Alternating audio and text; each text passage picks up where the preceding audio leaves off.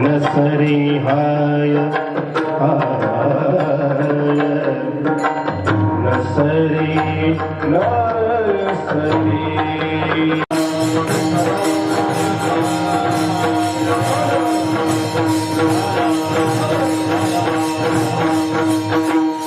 अभंगावर चिंतन करण्यापूर्वी परिहार देणं अगत्याचं ठरेल मरेल आपण सर्व भाग्यवान आहोत.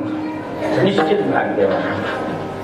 भाग्यवान होण्याची वेगवेगळी अवच्छेदक आहेत. त्यामध्ये जे पूजनीय आहेत त्यांची पूजा करण्याची बुद्धी आपल्याला देवाने दिली म्हणून आम्ही भाग्यवान आहोत. शास्त्र असं सांगतं की पूजनीय जी मंडळी आहे त्यांची पूजा व्हावी आणि अपूजनीय जी मंडळी आहे त्यांची पूजा होऊ नये. पूजनीय व्यक्तीची पूजा न करणं दोष आहे, पूजा करणं दोष आहे. विठ्ठल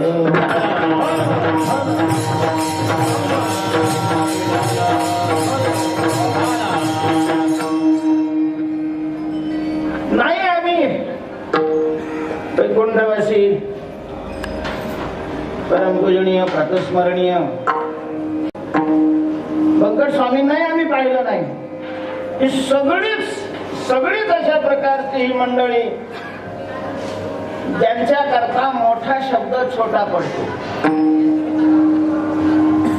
अशा प्रकारची ही मंडळी आणि प्रत्यक्ष दर्शन त्यांचं करण्याचा आमच्या जीवनामध्ये योग नाही आला तरीही आम्ही दुर्दैवी नक्कीच नाही.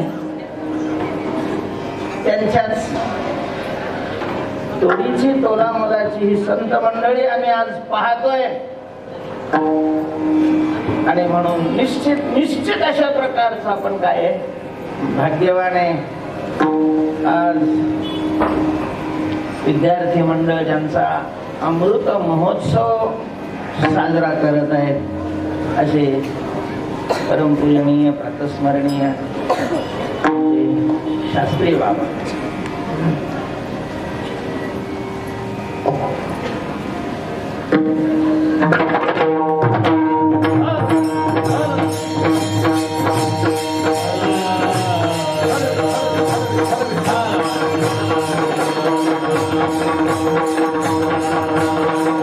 मला कोणाचं वर्णन करण्याची सवय नाही. देवाने माझ्या हातात वस्तारा दिलेला आहे.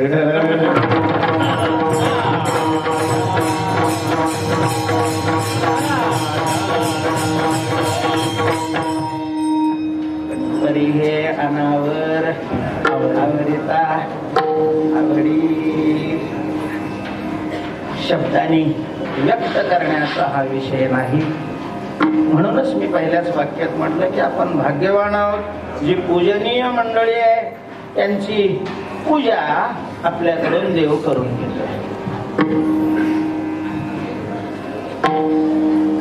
अशा प्रकारची या भूतलावर जी मंडळी अवतीर्ण होतात त्यांचंच वर्णन तुकोबरेने या अभंगामध्ये केलेलं आहे. या अभंगात शास्त्री महाराजांचं वर्णन तुकोबर आहे. या अभंगात त्यांची वर्णन केली जातात ते बहुतेक असं कोणाचं माप घेऊन नाही. व्यक्तिगत वर्णन करणारे अभंग खूप कमी आहेत. जसं तुकोबारेने ज्ञानोबारेंचं वर्णन केलेलं आहे असे थोडे अभंग आहेत. अभंग म्हणजे रेडीमेड कपड्यासारखे असतात. कोणाचंही माप घेऊन ते शिवले जात नाहीत, पण कोणाला ना कोणाला अगदी माप घेतल्यासारखे बसतात. पण ज्यांना बसतात त्यांच्याकरता हा शिवलाय असं म्हटलं तर त्याच्यात वावगं काय आहे? या अभंगाचा जो अर्थ आहे तो त्यांच्या जीवनामध्ये व्यवस्थित अशा प्रकारचा बसू शकतो. तो त्यांच्याकरता अभंग आहे असं म्हटलं तर अतिशयोक्ती निश्चितच होणार नाही. अभंग तुकोबारांचा आहे.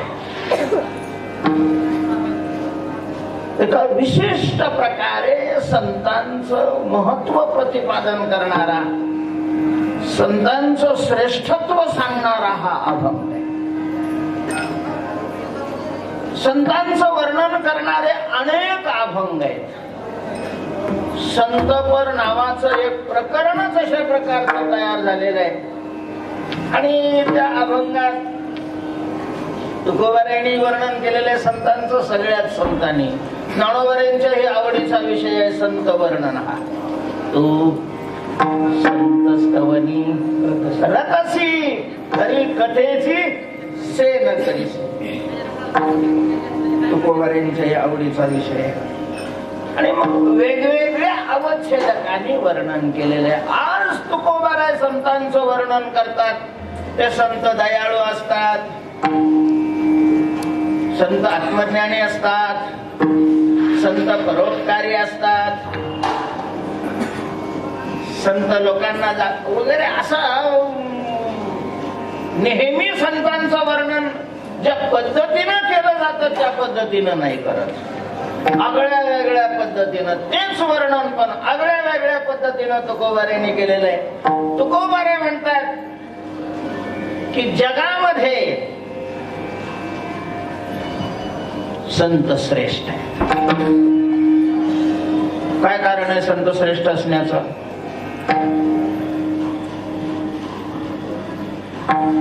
श्रेष्ठत्व, मोठेपण माणसाकडे जे येत असतं ते त्याच्या कार्यावरून येत.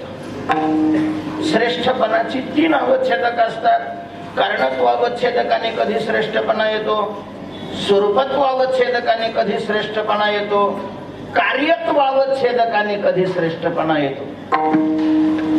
त्या तिन्ही मध्येही वास्तव श्रेष्ठपणा जर कोणता असेल तर कार्यत्व अवच्छेदकाने येणार श्रेष्ठपणा. आणि या अभंगात तुकोबारायांनी संतांचं कार्यत्व या अवच्छेदकाने श्रेष्ठपण सांगितलेलं आहे.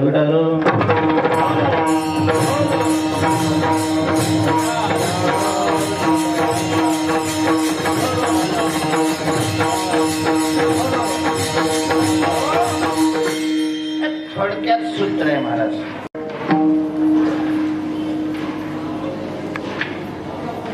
जसा असा हात आहे ना तो लहान असतो. करोडोपती असला तरी तो लहान आहे. ज्याचा हात असा आहे म्हणजे जो मागतो, मागणं हे आशा पुरस्कृत असतं आणि जो आशेनं बांधलेला आहे तो कोण आहे? तुकोबाराय त्याचं वर्णन करतो.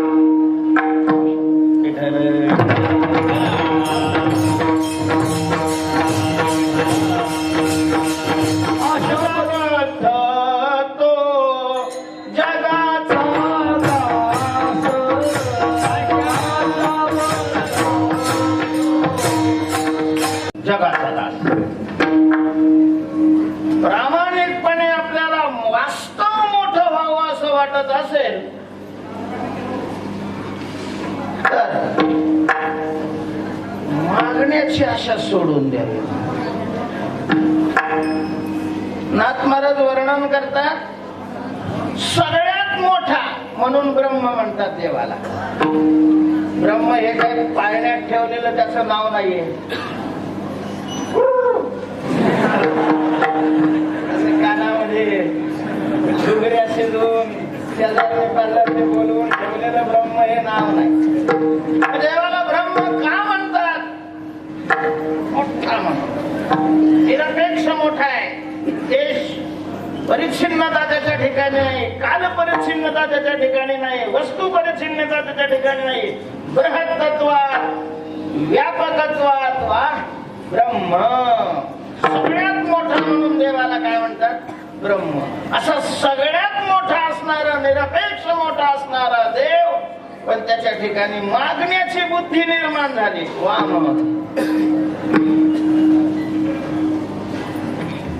त्याला काय बनावं लागलं? वामन. वामन शब्दाचा अर्थ आहे छोटा,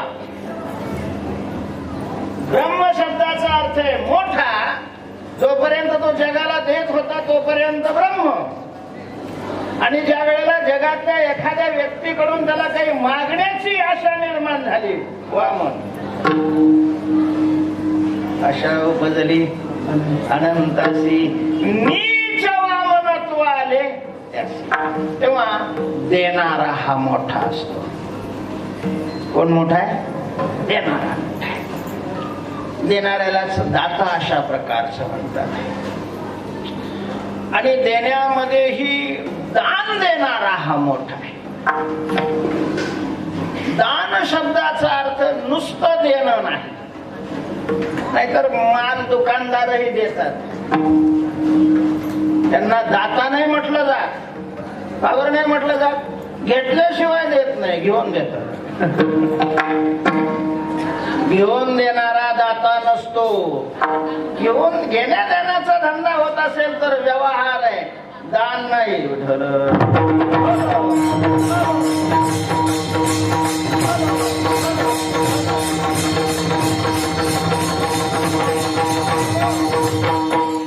दाता हा सर्वश्रेष्ठ आहे, देणारा सर्वश्रेष्ठ आहे. पण कोण दाता आहे? दान देणारा. दान कशाला म्हणतात? काही न घेता आणि काही न घेण्याकरता. बँकही लोन देते, काही न घेता देते, पण व्याज घेण्याकरता देते. सावकारही पैसे देतात, घेऊन नाही देत ते, पण घेण्याकरता देतात. तेही दाते नाही. त्यांनी देणं याला दान नाही म्हणत. दान त्याला म्हटलं जात सात्विक दान, की काही न घेता, काही न घेण्याची इच्छा ठेवून दातव्यमिति यद्दानम, देणं हे आपलं कर्तव्य आहे, अशा प्रकारच्या बुद्धीनं जे दिलं जात त्याला दान म्हणतात. आणि असा देणारा तो काय आहे? दाता आहे. महाराज, या लक्षणात फक्त संत बसतात, देव नाही बसत. जीवकोटीतली माणसं तर बसत नाही, याच्यात विशेष नाही. पण देव सुद्धा, देवालाही दाता म्हणून अनेक ठिकाणी वर्णन केलेलं आहे. तोची एक दानशूर दाता, पण कधी संत जवळ नसता. जगात येऊन हा उभा राहिला की मग देव काय आहे? दाता आहे. संतांच्या ओळीला उभा राहिला की देव सुद्धा दाता सिद्ध नाही होत का? तर त्याच घेतल्याशिवाय द्यायचं नाही असं ब्रीद आहे. घेशे देवा देशे आयसा असशे उदार, आयसा असशे उदार.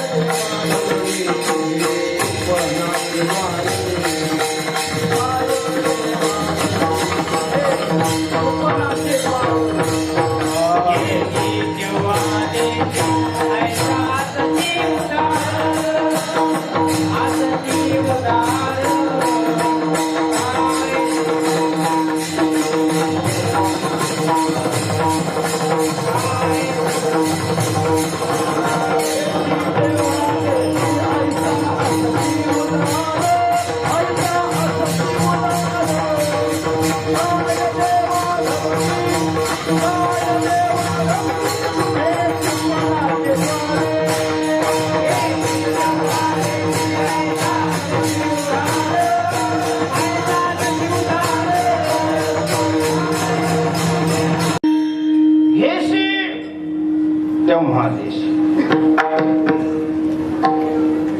गाव सोन्याचा गेला. हे पुराण आहे ना, हे सगळे त्याचे भाट आहे. देव उदार आहे, देव उदार आहे. मला दुसरं उदाहरणच नाही ते सुद्धा की मी केलं दिलंय म्हणून. ठराविक असं. आणि त्यांना हे दिलं त्यांनी कधी अगोदर घेतलं. उदार कसं काय म्हटलं? उदार म्हणजे त्याचा उदार असे थोडं घेतो आणि जास्त देतो. देव उदार थोड्यासाठी फार देव देतो फार. म्हणजे तुकाराम महाराज खरं बोलून तुला काय नाही, आडपाडदा नाही. तू उदार आहे, पण तुला उदार जे म्हणतात ते एवढ्या करता थोडं घेऊन जास्त देतो म्हणून. असे सहस्रावरी देत सर्वस्व आपुले, पण काही न घेता मरल तो अजिबातच काही चालतच नाही. त्याला काहीतरी द्यावंच लागतं. कायद्यात बसवण्याकरता मग ते एखादा भाजीचा देठ असला तरी चालेल, पण तेवढं घेतल्याशिवाय देतच नाही. बाकीचे घेण्याकरता देतात. काय घेण्याकरता? नाव घेण्याकरता. पंक्ती देत असेल तर नाव घ्यावं यांनी, नाव दाखवावं. पैसे देत असतील नाही, काही तर किमान पुण्य लागावं आपल्याला, पुण्य तरी घेतात. पण संत हे असं एक व्यक्तिमत्व आहे की घेऊन देतात असं नाही. देते आली अशी दान, देते आली अशी दान, देते आली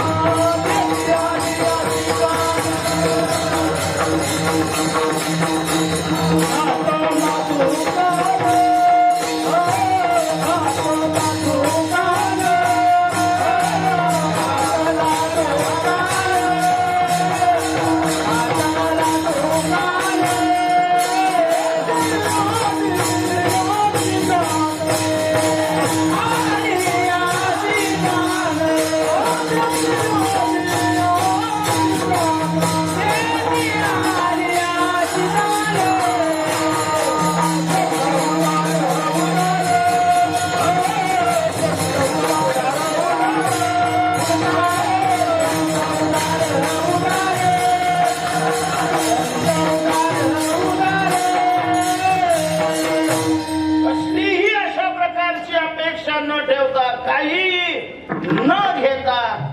संत दान देतात.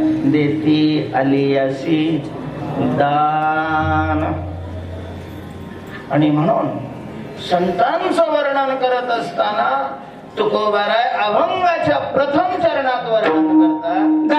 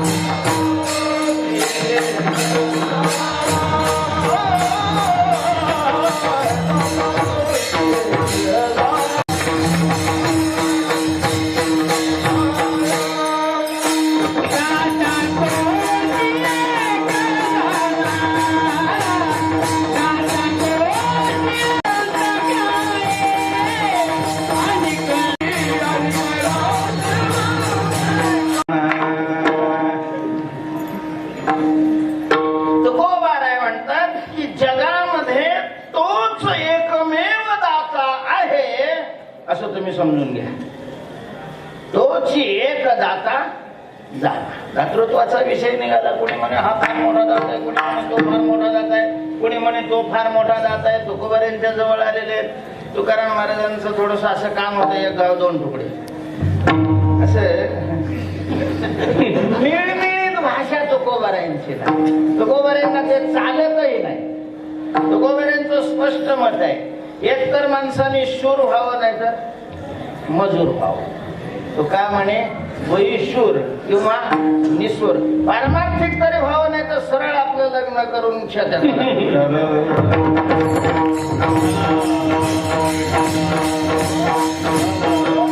कुत्ता घरकाना घाटका नसावं.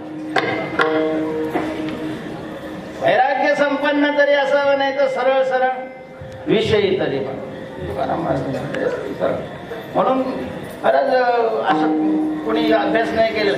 गाठ्यामध्ये चकार किती वेळेला आलेला आहे, फार मोठा आकडा होईल की ज्या अभंगात तुकोबारायांनी काय घातलेला आहे, चकार फार मोकार असतो, इतराला बेकार करून तोच म्हटलं की बाकीच्यानी सगळ्यांनी माग सरकायचं, पुढं नाही. तर या ठिकाणी कशा करता, श्रेष्ठ कोण आहे, जो दाता आहे तो श्रेष्ठ. दातृत्व हा गुण माणसाला श्रेष्ठ बनवतो. इथून आपण सुरुवात केली. घेणारा कनिष्ठ असतो, नीच असतो, लहान असतो, छोटा असतो. देणारा हा मोठा आहे, मोठा म्हणजे श्रेष्ठ आहे, पूजनीय आहे. आणि दाता जगामध्ये जर कोण असेल खऱ्या अर्थाने तर तुकोबारे म्हणतात तेच एकमेव दाती आहे. दाता तोची एक, म्हणजे तोची म्हणण्याने बाकीच्याची आवृत्ती केलीच होती. पुन्हा एक शब्द का वापरला, तर एक शब्द वापरला तर मग तोची म्हणायचं काय कारण आहे, कारण दोन्ही शब्द काय आहेत, व्यावर्तक आहेत. दोन दोन व्यावर्तक शब्द तुकोबारायांनी का वापरले असतील. विठ्ठल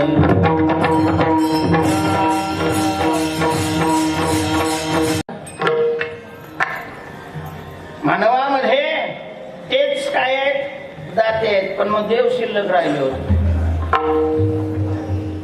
म्हणून देवामध्येही अश्वाधिकामध्येही दाते फक्त कोण आहेत, संत आहेत. हे सांगण्याकरता पुन्हा एक शब्द वापरावा लागला. म्हणजेच त्यांच्याशिवाय जगामध्ये खऱ्या अर्थाने कोणीही दाता नाही. दाता तोच दाता म्हणजे दान देणारा. आणि तुकोबाराय म्हणतात की दान देणारा फक्त तोच एकमेव आहे. बरेच अशा प्रकारचं विधान केल्यानंतर आक्षेपाचा पाऊस पडला तुकाराम महाराजांवर.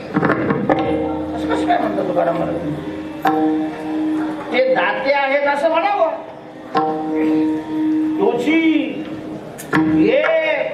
ही विशेषणं तुम्ही कसं काय लावता, कारण या विशेषणामुळं बाकीच्या दान देणाऱ्यावर काय होतं, अन्याय अशा प्रकारचं होतं. ते दाते नाहीत असा अर्थ सिद्ध झाला ना. तुम्ही तेच एकमेव दाते असं का म्हणता. बरंच किती लोक दान करतात म्हणावं लागेल. निश्चितच कलियुगामध्ये तर दान हाच धर्म शिल्लक आहे, तर संपलेलं आहे.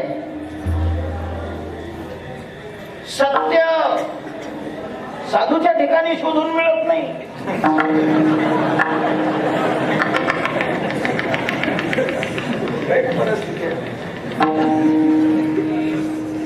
म्हणजे पूर्वी द्वापार युगामध्ये राक्षसाच्या ठिकाणी सत्य होत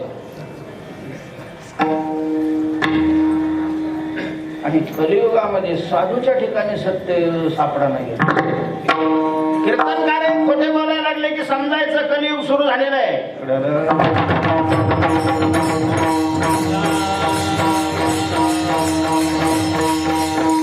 आपल्याला सत्याची प्राप्ती करून घ्यायची. परमार्थ हा सत्याच्या प्राप्तीचा मार्ग आहे आणि प्रामाणिकपणे आपल्याला सत्याजवळ जायचं असेल तर असत्याचा आश्रय करून.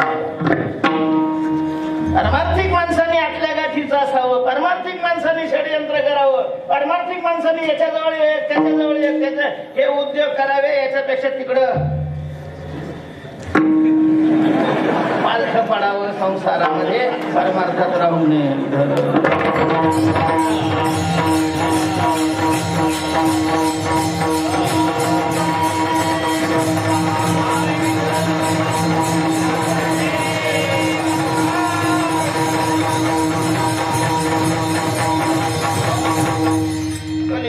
जगामध्ये सत्य हा धर्माचा जो पाय नाही राहिला, तप नाही राहिलं, अहिंसा राहिली नाही.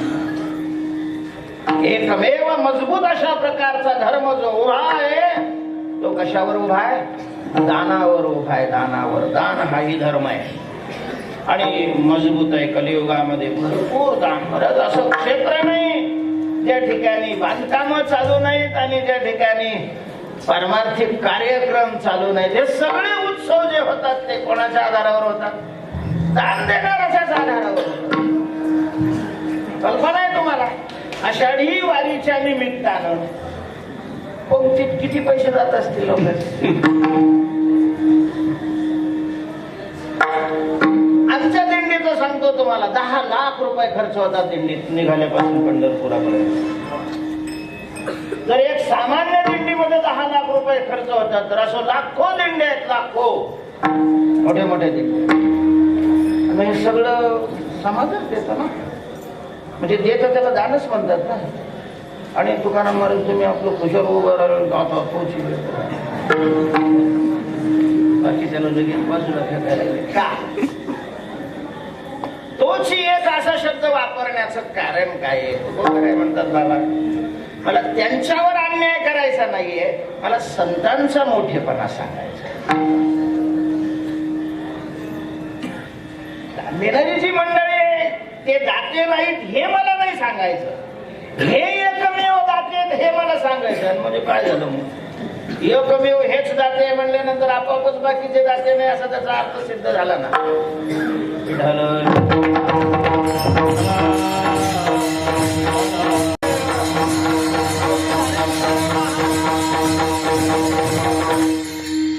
दातृत्वाचे स्तर तयार करा. दातृत्वाचे काय करावं लागतील? आपल्याला स्तर तयार करावं लागतं. सर्वश्रेष्ठ दातृत्व, मध्यम दातृत्व, कनिष्ठ दातृत्व. तुकोबारायांनी तोच एक हा जो शब्द वापरलेला आहे ते सर्वश्रेष्ठ दातृत्व वापरावा. नोटाचे प्रकार स्तर नाही का? 1000ची नोट, 500ची नोट, 100ची नोट, 50ची नोट, 20ची नोट, 10ची नोट, 5ची नोट. 1000ची नोट आहे आणि 5ची नोट आहे. नोट म्हणून जरी दोन्ही सारख्या असल्या तरी 5ची नोट 1000च्या नोटेच्या बरोबर बसेल का? उगा तुमच्या पुढे 2 नोटा ठेवल्या कोणती एक उचला म्हटलं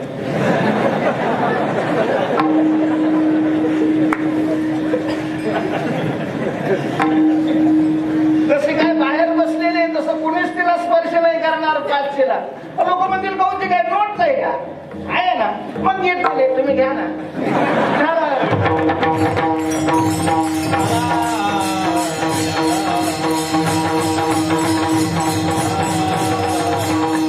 संतांचं दातृत्व ही 1000ची नोट आहे आणि बाकीच्याच दातृत्व ही. आता जिथं संतांचं दातृत्व वर्णन करायचंय, अरे सरळ माणसं बाजूला सारखं जर 1000च्या जास्त नोटा असल्या तरी या 10,000 5च्या नोटा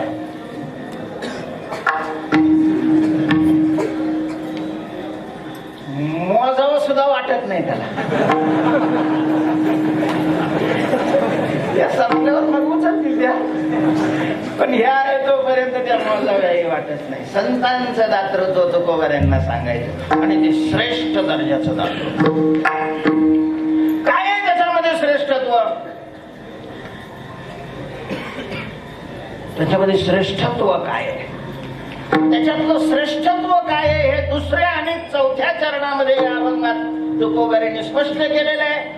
पहिल्या चरणामध्ये कोण दाता आहे, संत, हे मी हातच्या घेऊन वर्णन केलं आतापर्यंत.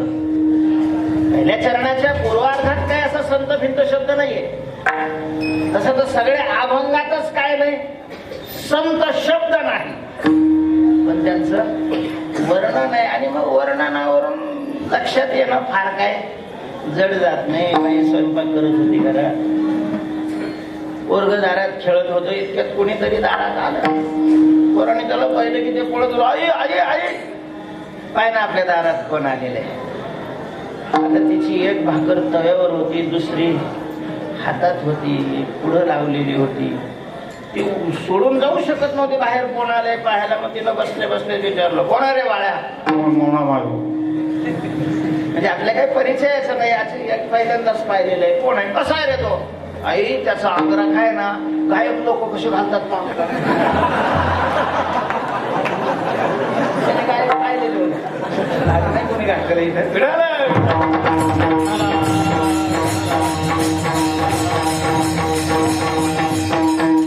मोठ्यापर्यंत शर्ट आहे त्याचा. अजून रे आई त्याच्या डोक्यावर टोपी आहे ना, हा ती वारकऱ्याच्या टोपी सारखी नाही, मग खिशात घालणाऱ्याच्या टोपी सारखी आहे का? टोप्याच व्हायला लागलं मला. पाठाला नियम असतो म्हणून टोपी तर घालत आता कीर्तन सगळ्याच्या डोक्यावर टोप्या दिसतो. हेच रस्त्याला गेले का टोप्या काढून खिशात घालतात. याचा अर्थ असा आहे की नियम काढून खिशात घालतात असं नाही होणार. वारकरी संप्रदायामध्ये पोशाखाचा नियम जर टोपी आहे आणि ती टोपी तुम्ही इथून बाहेर गेले की जर काढून घालत असा तर याचा अर्थ आहे वारकरी संप्रदायाच्या नियमाला तुम्ही पुन्हा काय करता?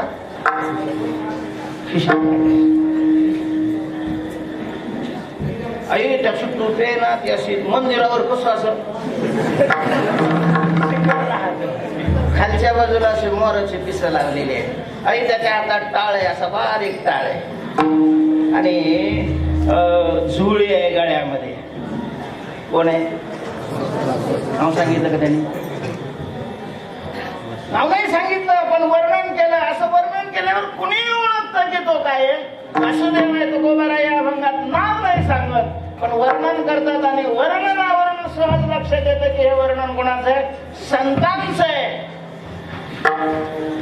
नाव नाही घेतलं पण वर्णन आहे, लक्षण सांगितलेलं आहे. काय लक्षण आहे? नारायणा स्मरवी. कोण दाता आहे म्हणजे कोण श्रेष्ठ आहे? दाता श्रेष्ठ असतो. दाता श्रेष्ठ आहे आणि तोच एकमेव दाता आहे म्हणजे तो एकमेव श्रेष्ठ आहे. कोण? नारायणा स्मरवी. जो नारायणाचं स्मरण करवतो तो दाता आहे. तोच दाता आहे एकमेव. नारायणा स्मरवी म्हणजे नारायणाचं स्मरण दुसऱ्याकडून करवून घेतो. दुसऱ्याला नारायणाची स्मृती अशा प्रकारची त्याची जागी करतो. नारायणा स्मरवी तो दाता म्हणजे लोकाला विठ्ठल विठ्ठल विठ्ठल म्हणायला लावणारा तो दाता असं म्हणायचंय का तुम्हाला?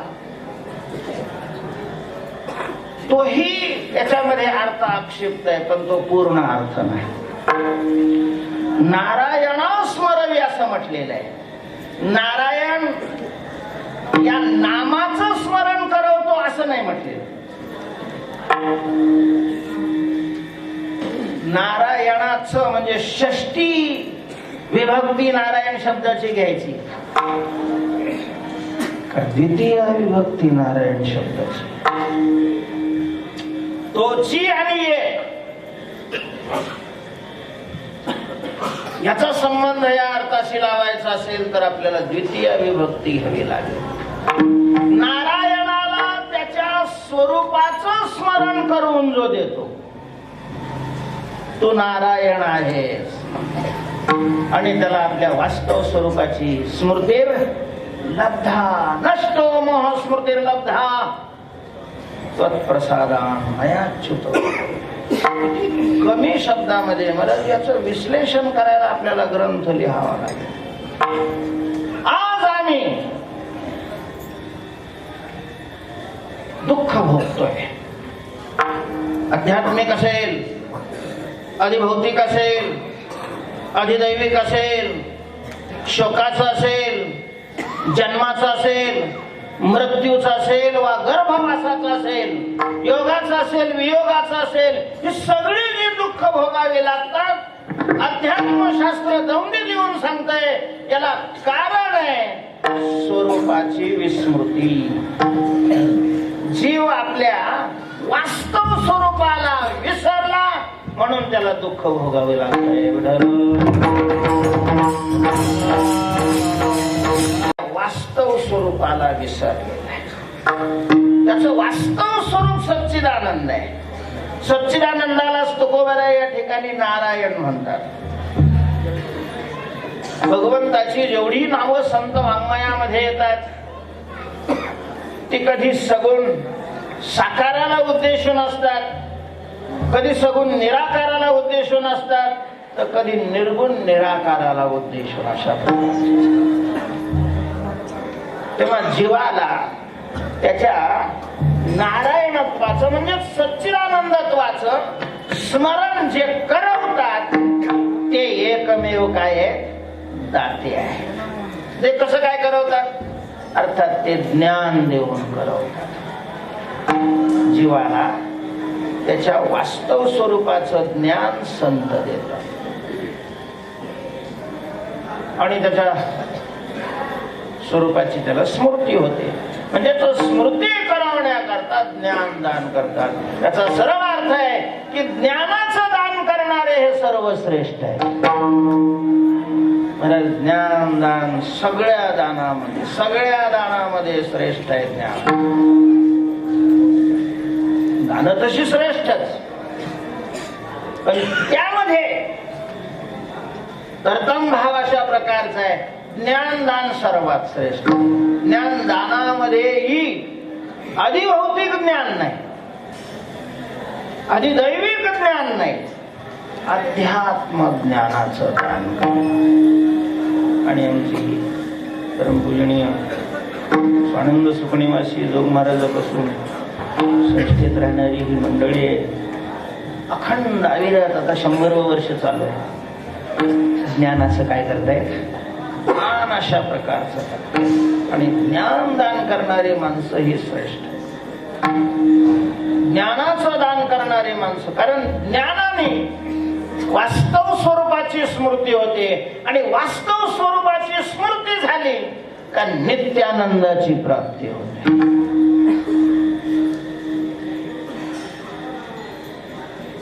कधी जाईल आपल्या जीवनातलं दुःख, कधी होईल आपल्याला नष्ट न होणारा आनंद, तर याचं उत्तर आहे आपल्या वास्तविक स्वरूपाची स्मृती झाल्यानंतर. आणि अशा प्रकारचं नारायणत्वाचं स्मरण करवणारे कोण आहे, संत आहेत. जे आहेत ते दाते आहेत आणि जे दाते आहेत ते श्रेष्ठ आहेत. विठ्ठल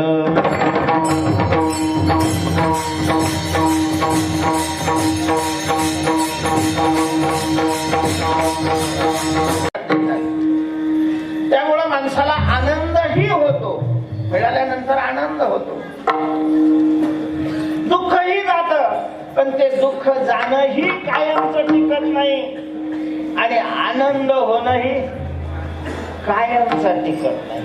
अशा विनाशी अशा प्रकारचं फल देणारे जे दान करतात त्यांना अविनाशी फल देणाऱ्या दान करणारा जवळ कसं बसवता येईल, तोची एक का, तर त्याचं कारण दुसऱ्या चरणामध्ये सांगितलं.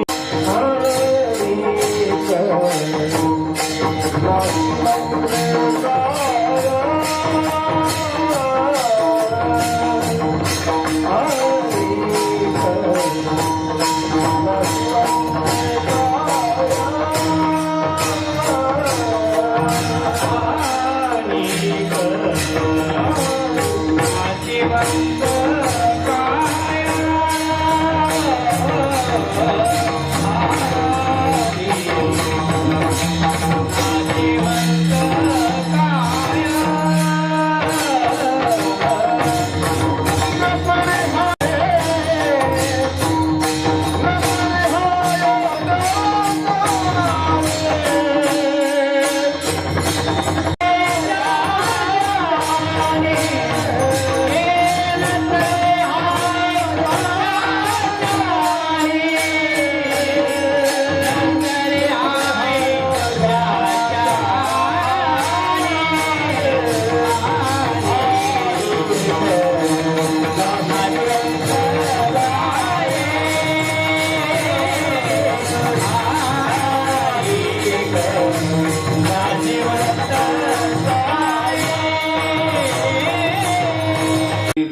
शिवंतिकाय नसरे हाय ज्याच्याने हाय नसरे. जे मिळाल्यानंतर हाय संपत. किती पैसा मिळाल्यानंतर हाय संपत.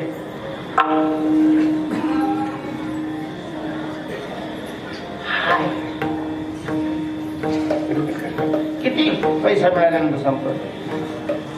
हे सगळे दाते आहेत, याच्याबद्दल काही किळमात्र संशय नाही. त्यांच्या परीने ते श्रेष्ठही आहेत. पण ज्यांच्या देण्यामुळं हाय संपते, त्यांचं देणं आणि ज्यांच्या देण्यामुळं हाय संपत नाही, त्यांच्या देण्यामध्ये जमीन आसमानचा फरक आहे. जमीन आसमान. तेव्हा नसरे हाय ज्याच्याने हाय हाय ज्याच्यामुळं संपत नाही, अशा प्रकारचे जे देणं आहे ते फक्त संत देतात. संत मला संतांनी ज्ञान दिलं आणि त्या ज्ञानामुळं जर आपल्याला आपल्या नारायणत्वाचं स्मरण झालं, अर्थात हा आपल्या अधिकाराचा प्रश्न आहे. योग्य अधिकार असेल आपल्याला आणि संतांनी आपल्या नारायणत्वाची स्मृती करून दिल्याबरोबर जर वृत्ती नारायणाकार होत असेल आपली, मी वासुदेव तत्वता कळो येईल विचारिता, अशा प्रकारचं स्वरूप धारण करून जर ती उभी राहिली तर त्याची हाय संपली. आता जगात त्याला मिळवायलाच काही राहत नाही. साकाष्ठा परागती महाराज संतुष्ट होऊन जातो, तृप्त होऊन जातो. तृप्त अशा प्रकारची तृप्ती फक्त नारायणत्वाच्या स्मृतीमध्ये होते, इतर वस्तूमध्ये होत नाही. बाकीच्या वस्तू दिल्यानंतर होणारा जो आनंद आहे हा तात्पुरता. जेवायला मिळालं, पक्वान्न असलं, आनंद होतो. किती वेळेपर्यंत? पहिले 10-5 घास खाईपर्यंत. जेवत असतानाच शेवट, नंतर एखाद्या वेळेस जास्त वाढलं, दुसरं म्हणलं गोष्ट नाही ठेवायची. आणि ते जर गोल फिरायला लागलं मध्ये, कुठून माऊ तसं सुटली तर जेवायला, असं मनात म्हणतो. हाय संपत. बाकीच्या काहीही मिळण्याने हाय संपत नाही मला. फक्त आपल्या स्वरूपाच्या स्मृतीत हाय संपते. आणि अशा प्रकारचं स्मरण करवणारे जे आहे ते एकमेव. बाकीचे नाशिवंत आणि नाशिवंते काय नसरे हाय ज्याच्याने का म्हटले. हे जे दाते आहेत हे सगळ्याला स्वरूपाचे स्मरण करून देतात का? सगळ्याला देण्याची त्यांची इच्छा असते, पण सगळ्याला होत नाही. त्याला ते तरी काय करतात. स्मृती म्हणजेच ज्ञान घेण्याकरता. अथा तो ब्रह्मजिज्ञासा मल विक्षेप चित्तातला पहिल्यांदा त्याला घालवावा लागतो.